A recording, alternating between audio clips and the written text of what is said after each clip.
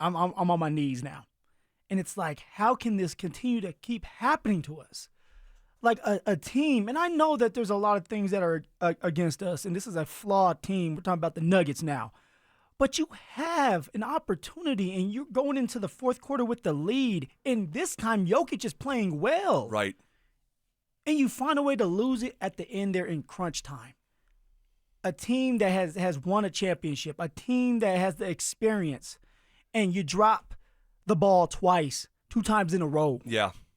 I think it's safe to say, and I'm talking to my own self because this is the profile of the series that we sort of laid out was get into tight games, make them sweat. They don't have the callus. They don't have those accumulated scars that I've talked about for years. They just don't have them. And you just can't snap your fingers and say, we're ready. You have to go through the process in that league historically. And you have 2 players that, usually in big-time moments, come up big. Jamal Murray being one of them. Sure. And then, of course, Jokic. And that's not the case. We're losing these big-time moment games. No, and you gave the stat earlier in the show, but it bears repeating. Thunder have outscored Denver 63-37 in the fourth quarters of just the last 2 games. That is as impactful of a stat that you're going to hear because it does. It takes the narrative of this series and it turns it right on its head. And, man, there was several different like inflection points in that game that swung it. And I believe that the last 2 to 3 minutes of that second quarter was as big of a swing as you had in the game because it was a 9-0 run and the Nuggets went from being up 11 on their home floor to having no momentum going into halftime. That place is going crazy. Yeah, you're up by 2 going into half. Only up 2. And they went into break, and Charles Barkley reached into my ears and went into my brain and plucked a thought right out of my head. Oh, so you're pulling a wheel on us. You were thinking it, so now you get the credit. Right. I was thinking it. Charles said it. It's the same. And if you don't understand that reference, I predicted Elias Diaz to be the All-Star Game MVP at 90-1 on the air, and Will Peterson said because he was thinking the same thing in the car that we're both the same, which is just an all-timer from our guy Scrappy Will. No, but he was so right, Charles Barkley. He said, so oftentimes we make it all about the fourth quarter. And he goes, if the Nuggets lose this game, I will look back at the last 2 minutes of that second quarter like I look at the fourth. Because you saw how Denver came out of the third quarter. They were fantastic. Yeah. They playing their best basketball. Yep. Jamal Murray playing his best basketball. The 2-man game, like that's what it looked like in 2023. So if you go into halftime with that 11-point lead, or just say that it's 9, and you have a similar, fourth quarter, you're going into the fourth quarter with a double-digit lead. Is it 11? Is it 16? Is it 7? Like, I don't know, but I thought that was a huge swing there that last couple minutes of the second quarter. I'm with you on that. There's another thing that throughout the game I think that David Adelman didn't do a good job of, and he did a great job with giving Jokic 4 minutes of rest. Was that in the second quarter? I want to say maybe even the first quarter. Where he was able to give Jokic, because he switched it up a little bit. Yeah. He did. He had Julian Strawther, he had Peyton Watson, and Russ were out there, and they were able to maintain the lead. Now, it wasn't a big lead, but they were able to maintain it, and Jokic was able to get 4 minutes of rest. My thing is, it's like David Adelman should have had that same thought process going into the fourth quarter.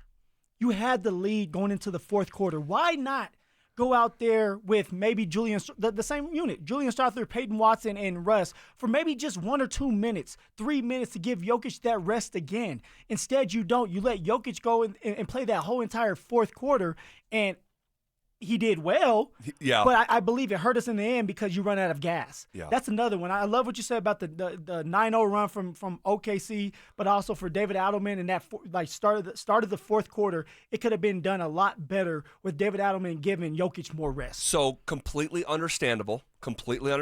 And you hear some of the stats, all right, that when Jokic plays the entire fourth quarter, how it actually, impacts the team in a negative way. Yeah.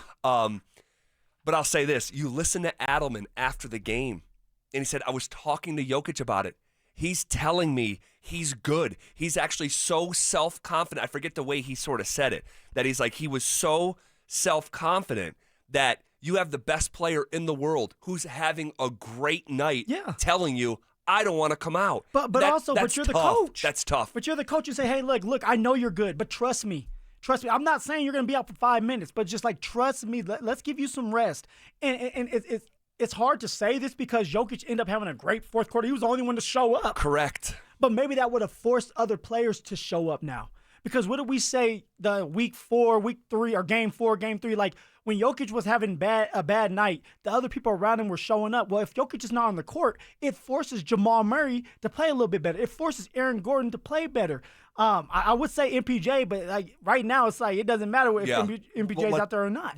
Let's circle back to him because we have to talk about him in dedicated fashion. I just think the rest mattered at the end of that game with Jokic. It did, and ultimately the results say that that's true. But in the process, in the moment of the process, I think there's other things to be critical of Adelman with. That could be one of them. I'm not saying your criticism is not fair. I just, like, in that league, you'd like to think it's different, that I'm the coach and what I say, but when you have a superstar franchise player who's having an all-time night saying, I don't want to come out, like, it just kind of is what it is. Yeah, it, like, again, for better or for worse. Okay, so then what for David Adelman, what were your critiques? Well, criticize. Well, honestly, it was Michael Porter Jr. being in there at the very end of the game. It was such a bad night for Michael. It was such a bad night. It's been such a bad series. And when he put him back in the game with, I want to say it's like maybe, 4 minutes left or something, when he came back in the game, I'm like, oh my God, Michael's back. And you see the shots that he was taking. But you also know why. They weren't even close. They spaced the court though when he's in the game. Yes. Maybe that's the thought process. Like, it's at the end of the game. Jokic needs that space. Jamal needs that space. And even though MPJ is not doing well, they still respect him to a certain extent where it's like, you know that he can still shoot the three. So you're going to give him that respect. So I would say this. At the time where MPJ came back into the game, the Nuggets had a lead. And it wasn't a big lead, but they had a lead. And I think that you could make the argument, because Michael is a 0 defensively. He's a 0. He is. And unfortunately, he's a 0 offensively right now. And when you have a lead and he's having a night in a series like you have, it might even be to prioritize a defender over an offensive player because you do have that lead. And again, there's no perfect answer here. This is why we've been talking about for 7 months the flawed nature of this roster. There's not a great answer. There's no Bruce Brown here.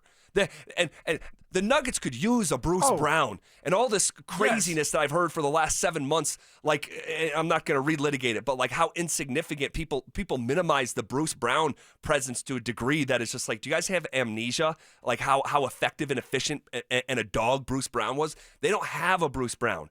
So it's like, do you put broken NPJ out there or do you put Westbrook out there? You know that makes me uncomfortable. But Westbrook is a better defender than NPJ. You have no choice right now with West. And honestly, with Peyton Watson, I feel like Peyton Watson earned a couple more minutes because of how he was playing defensively and just high effort. Right? Yes. High motor going, yes. Rebounding. Like, that's what you're looking for. You're not necessarily looking for Peyton Watson to score or shoot the three. We know that, but he can be out there playing defense like you just said. Yeah. So, I definitely think there's criticism to be had for Adelman in the Porter regard, because at a certain point, like, we were giving Adelman a bunch of credit of like, hey, he's not locked into his ways. He reads the game. He's like a read and react coach. He's not playing politics. He seems like he's getting tight right now. So it's like, if Russell Westbrook's not having a good night, you get benched, right? But it's like, Michael is showing you possession by possession, he's an absolute 0. The bucket he made was 4 minutes into the game. I think it made the score like 16-14 or something. It was a fast break, 3-on-2. Christian Brown gives him the ball at the very last second. Guys fly by him. He had enough time to pick his head up and look around like, no one's around me. I can just dunk it. Boom.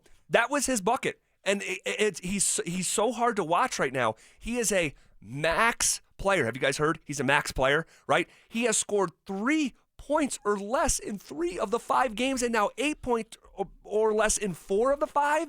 It's just, man, it's so okay. So if you're MPJ though, Zach, right? It's awful. And say that your shoulder, because his shoulder is shot right now. Yeah, it is. And I don't want to make an excuse, but I am in a way, because it's the truth.